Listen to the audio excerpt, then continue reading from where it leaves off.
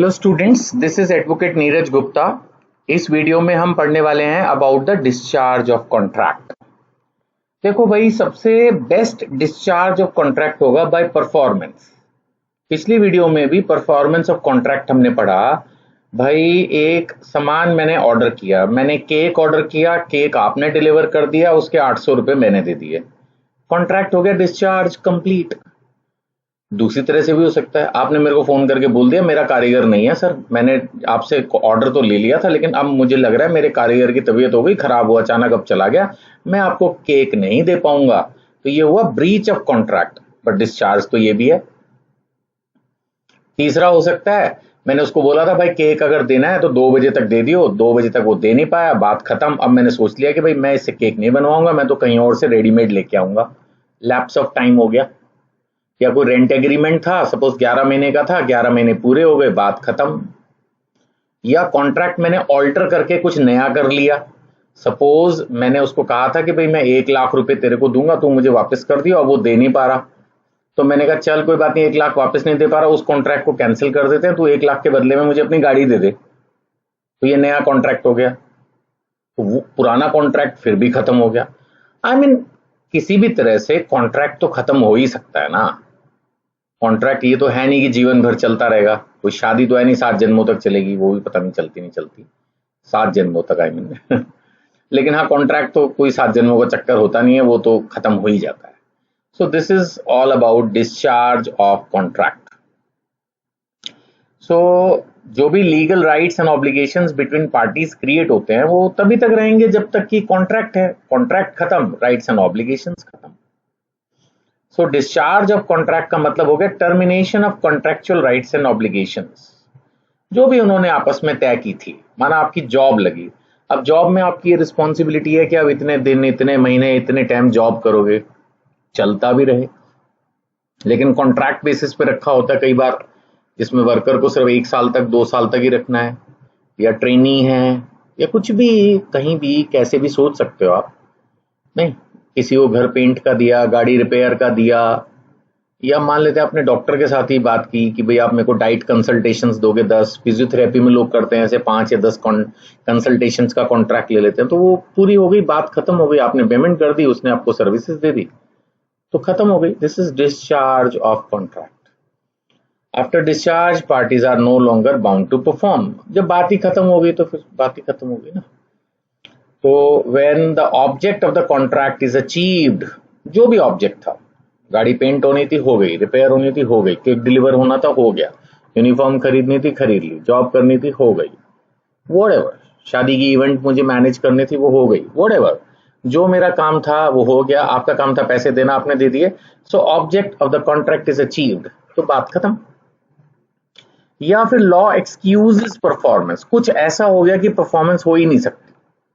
अब मान लेते हैं एक आदमी है, भगवान न करे उसकी डेथ हो गई या चोट लग गई, तो वो परफॉर्म कर ही नहीं सकता, स्पेशली अगर कोई कॉन्ट्रैक्ट पर्सनल नेचर का था तो उसकी परफॉर्मेंस तो अब होनी नहीं। So the law excuses performance, so the contract comes to an and.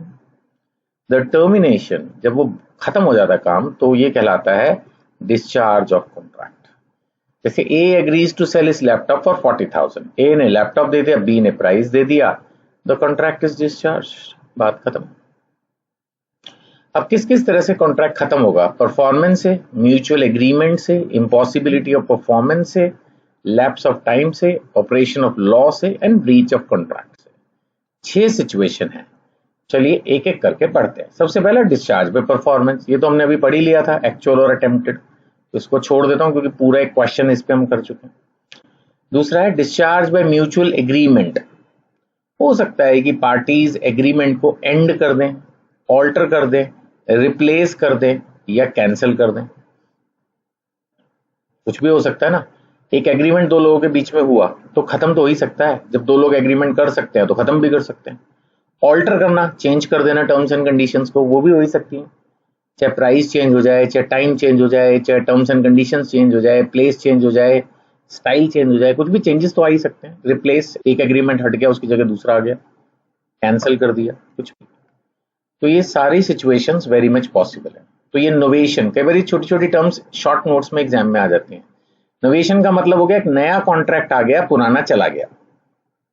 जैसे मैंने एक एग्जांपल लिया कि ए को 5 लाख रुपए देने थे, अब वो 5 लाख रुपए दे नहीं पा रहा था, तो उसने कह दिया चलो वो मैं उसको प्रिंटिंग मशीन दे दूंगा इंस्टेड ऑफ मनी। ऐसा होता है, कई लोग पैसे नहीं दे पाते तो फिर हम उनकी गाड़ी, घर या जो भी सामान होता है वो ले लेते हैं, तो उससे पुराना कॉन्ट्रैक्ट खत्म, नया कॉन्ट्रैक्ट कर लेते हैं, उसके हिसाब से डिलीवरी हो जाती है, बात खत्म। फिर है रेसिशन।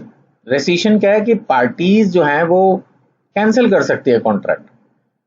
वैसे आमतौर पर जो पार्टी कॉन्ट्रैक्ट कैंसिल करना ऑफर करती है तो दूसरी पार्टी कुछ कंपेंसेशन मांग सकती है, बट ऐसा कोई जरूरी नहीं कि हमेशा ऐसा हो। कई बार होता है लोग बयाना दे देते हैं जैसे प्रॉपर्टी का, फिर उसको कैंसिल कर देते हैं और सामने वाली पार्टी एडवांस वापस कर देती है, कुछ भी नहीं होता लेन देन, मतलब बस उतना ही लेन देन होता है, कोई कंपेंसेशन कोई फाइन नहीं लगता, हो जाता है। तो कई बार पार्टीज एग्रीमेंट कैंसिल भी कर लेती है। ऑल्ट्रेशन, अगर टर्म्स ऑफ द कॉन्ट्रैक्ट को चेंज कर दिया म्यूचुअल कंसेंट से तो दिस इज ऑल्ट्रेशन।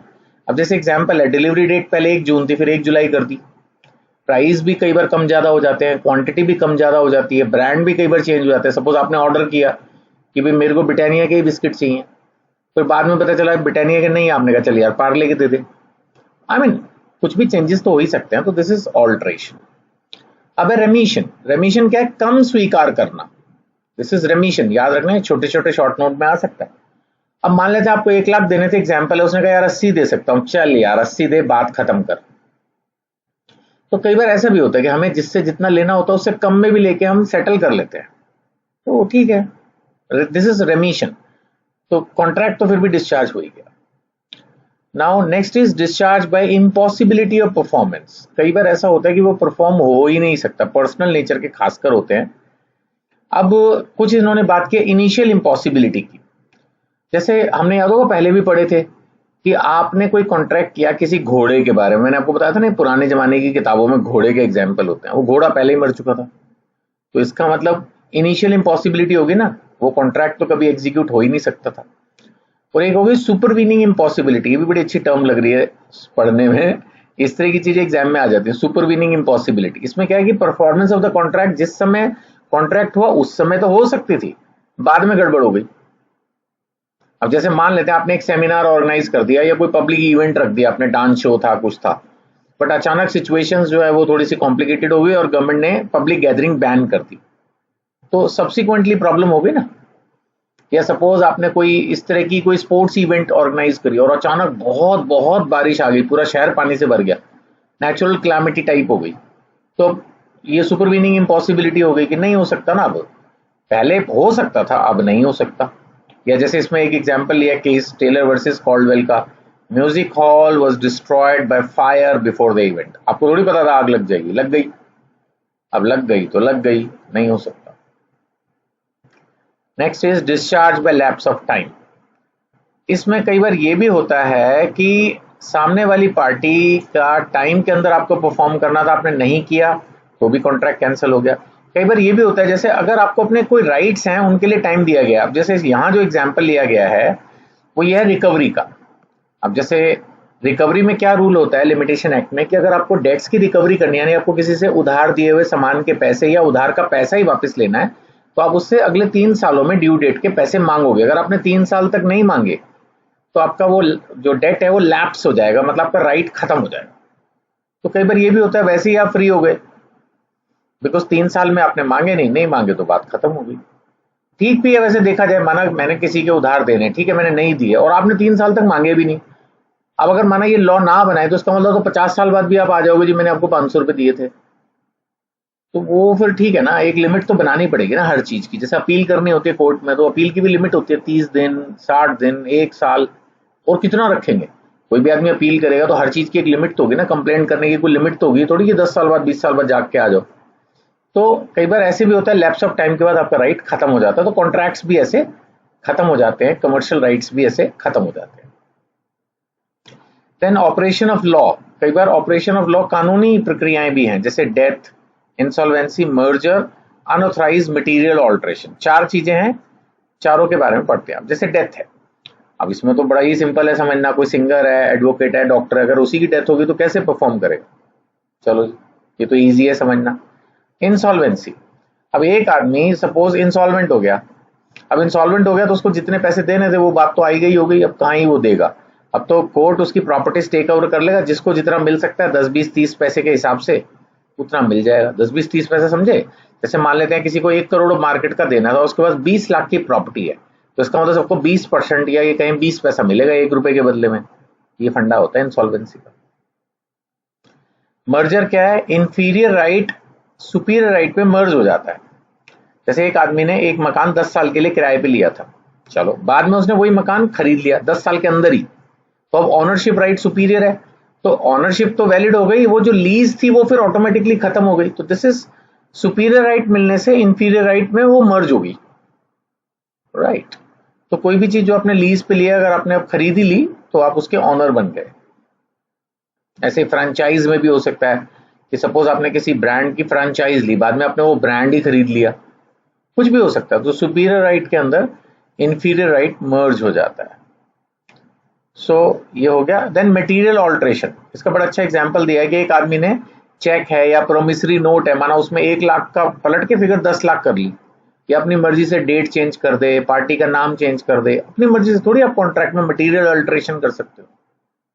आप समझिएगा, ये टर्म मैं थोड़ा सा समझाना चाह रहा हूं। मटेरियल अलग है और ऑल्ट्रेशन अलग है। ऑल्ट्रेशन तो आप कर सकते हो, कॉन्ट्रैक्ट में ऑल्ट्रेशन कर सकते हो, लेकिन म्यूचुअल कंसेंट से करोगे ना, दूसरे से बात करके, अपनी मर्जी से थोड़ी कर दोगे। अगर आपने मटेरियल ऑल्ट्रेशन, मटेरियल का मतलब इंपॉर्टेंट, अब अमाउंट चेंज कर दिया कॉन्ट्रैक्ट का, या हो सकता है प्लेस, टाइम, क्वांटिटी, क्वालिटी, कुछ भी चेंज कर दी हो, तो बिना परमिशन के अगर आप करोगे तो फिर वो कॉन्ट्रैक्ट तो खत्म ही हो गया, फिर वो तो फिर गड़बड़ हो गई। तो आप इस तरह से चेंजेस नहीं कर सकते agreement. Next is discharge by breach of contract. Contract तोड़ दिया, एक पार्टी ने बोला मेरे को नहीं करना, उसने इन्फॉर्म कर दिया, या तो जिस दिन करना था उस वक्त नहीं किया, या पहले इन्फॉर्म कर दिया, बात खत्म। तो 2 सिचुएशन आ गई। एक तो हो गया एक्चुअल ब्रीच, जिस दिन परफॉर्म करना था, ब्रीच ऑन ड्यू डेट। उसने 10 जून को किताबें देनी थी, 10 जून को उसने डिलीवरी नहीं की, पूछा, उसने कहा नहीं मैं नहीं दे सकता, तो ड्यू डेट पर या ड्यूरिंग परफॉर्मेंस अगर कोई प्रॉब्लम आएगी तो इसको हम एक्चुअल ब्रीच मानेंगे।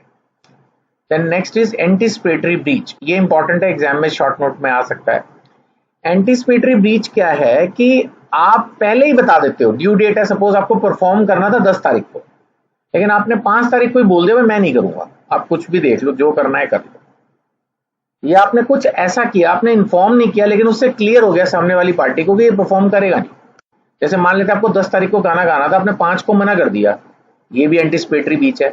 या आपने 5 तारीख को जो है लंदन जाने की टिकट्स बुक कर ली और वापसी 15 दिन बाद है, 20 दिन बाद है, इसका मतलब आप 10 तारीख को परफॉर्म करोगे नहीं। It is very much clear, आप बॉम्बे से लंदन चले गए।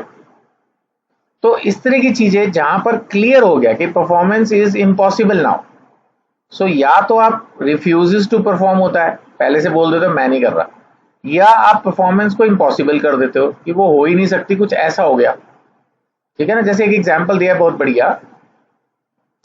तो यहाँ पर एसेंशियल्स में है, एक वैलिड कॉन्ट्रैक्ट था, परफॉर्मेंस फ्यूचर में थी, लेकिन एक पार्टी ने या तो रिफ्यूज कर दिया या डिसेबल कर दिया अपने आप को परफॉर्म करने से कि होएगा ही नहीं। तो इसमें मोड्स में एक्सप्रेस रिफ्यूजल तो क्लियर ही है, उसने क्लियरली बता दिया। बाय कंडक्ट का एग्जाम्पल देखो, जैसे ए ने एक कार बेचने को कहा कि मैं तेरे को 1 महीने के बाद एक कार बेच दूंगा, उससे पहले ही वो कार उसने किसी और को बेच दी, तो फिर बात तो खत्म ही होगी ना, खेल खत्म है, अब आपको वो कार मिल ही नहीं सकती। So the performance becomes impossible. इसको बोलते हैं बाय कंडक्ट और एक्ट। आपने कुछ ऐसा किया जिससे सामने वाली पार्टी को क्लियर हो गया कि अब परफॉर्मेंस नहीं होने वाली, दिस इज बाय कंडक्ट और एक्ट। अब राइट्स क्या है एग्री पार्टी के? भाई या तो वो कॉन्ट्रैक्ट को उसी दिन डिस्चार्ज मान ले और केस कर दे। भाई आपने बोल ही दिया ना 10 तारीख को आपको गाना गाना था, आपने 5 तारीख को ही मना कर दिया, या 5 तारीख को लंदन चले गए, तो इसका मतलब 10 को होना नहीं। अब आपके पास क्या चॉइस है, या तो हाथ की, अब आपने 10 को आना ही नहीं, तो आप अपने पैसे की वापसी के लिए, कंपेंसेशन के लिए हाथ के हाथ केस फाइल करोगे, या तो ये पॉसिबल है, या फिर आप कॉन्ट्रैक्ट को लास्ट मोमेंट तक अलाइव रखते हो ये सोच के कि शायद वो आ जाए, शायद वो कर दे, व्हाटएवर।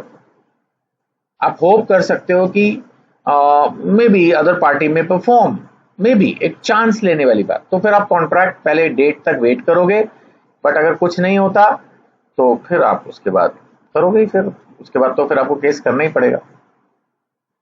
अब जैसे यहाँ पे था, defendant hired the plaintiff as a courier for a future date, किसी को जॉब दे दी कि भी चल तेरे को अपॉइंट करेंगे बाद में, लेकिन उससे पहले before the date the defendant refuse to employment, उससे पहले ही उसको मना कर दिया कि भाई तेरे को मैं नौकरी पे नहीं रखूंगा, तो वो तुरंत केस कर सकता है।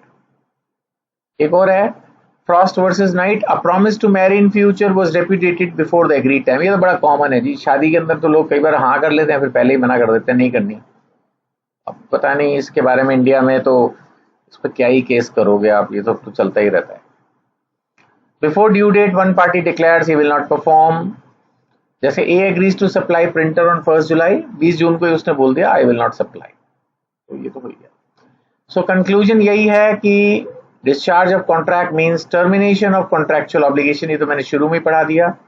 डिस्चार्ज करने के लिए परफॉर्मेंस हो सकती है, एग्रीमेंट्स हो सकता है, इम्पॉसिबिलिटी हो सकती है, lapse of time, operation of law और ब्रीच।